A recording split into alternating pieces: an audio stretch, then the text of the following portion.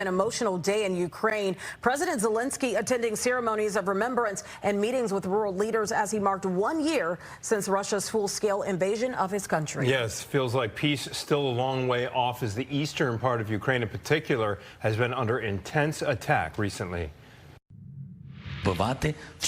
Respect our right to live on our land. Leave our territory. Stop bombing us.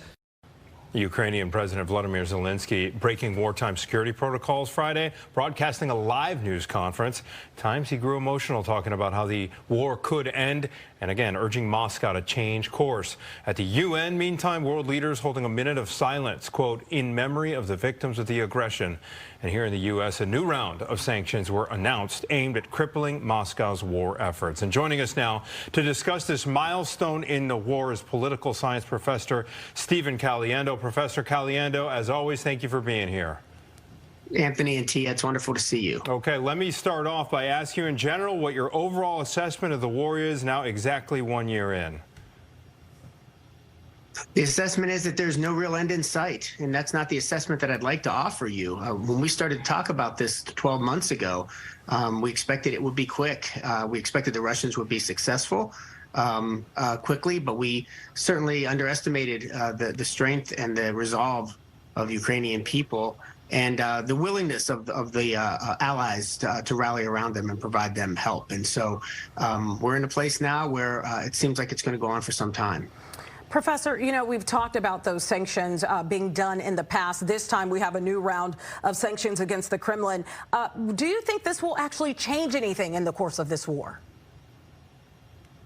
It's hard to know if they'll change anything on their own, Tia, but sanctions that are combined with military aid to Ukraine may make a difference. And so it's a multifaceted approach. Certainly diplomacy is not out of the question, although I think it's very difficult at this moment. And it's increasingly difficult because China has expressed over the last couple of weeks a real willingness to support Russia in its efforts. And that's going to make things all the more complicated.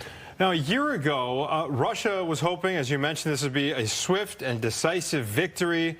As you mentioned, that has proven not to be the case. Do you see any kind of off-ramp emerging for Vladimir Putin here? It gets harder and harder because it's difficult to save face. It's difficult to have a solution that doesn't include taking over Ukraine that looks like anything other than a defeat for Vladimir Putin, and he's not the kind of person who wants to suffer a defeat.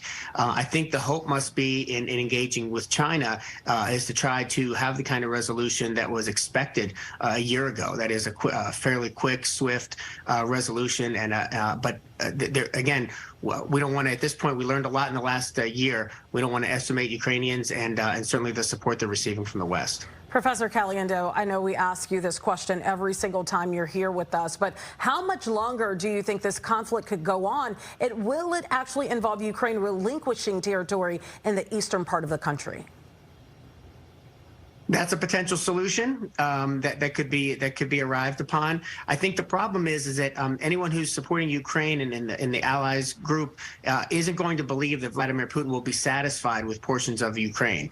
It's been clear that he wants the entire country. That's not the kind of solution that seems feasible at this moment, and certainly Ukrainians would not be favorable to it. The other question becomes then, where does it stop? Does he have other nations, other former Soviet nations or other Baltic states on his mind if he's able to succeed even partially in Ukraine? So all those questions are still open, and any decisions that have to be made those all have to be kept in mind.